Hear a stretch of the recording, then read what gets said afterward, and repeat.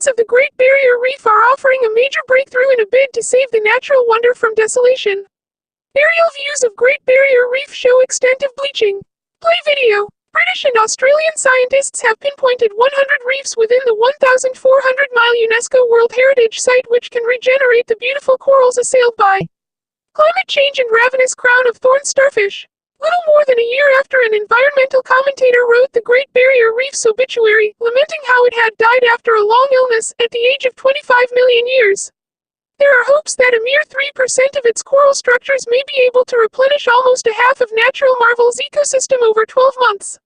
The 100 sAVED germ reefs have the potential to supply the larvae from which corals can bloom and flourish. They have been able to survive the ravages of the catastrophic bleaching events of recent years because they are in cooler water areas. Related articles. Great Barrier Reef at risk as coral found to love the taste of plastic. Great Barrier Reef dying, corals among 62 natural wonders under threat.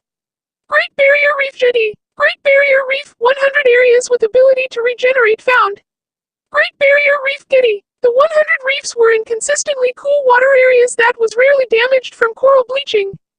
Corals on these reefs should fare relatively well and be able to supply larvae to as many reefs as possible.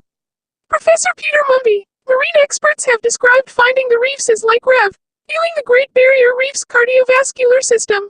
Professor Peter Mumby from the University of Queensland School of Biological Sciences and Australian Research Council Centre of Excellence in Coral Reef Studies described the value of pinpointing the 100 precious reefs out of Vast Wonder's entire complex of 3,800 coral structures. He said, they are well connected to other downstream reefs by ocean currents and can provide coral larvae, fertilized eggs, which float on ocean currents, to support the recovery of other reefs. Explaining how the 100 reefs were in consistently cool water areas which rarely experienced damage from coral bleaching, Professor Mumby added, corals on these reefs should fare relatively well and be able to supply larvae to as many reefs as possible, without spreading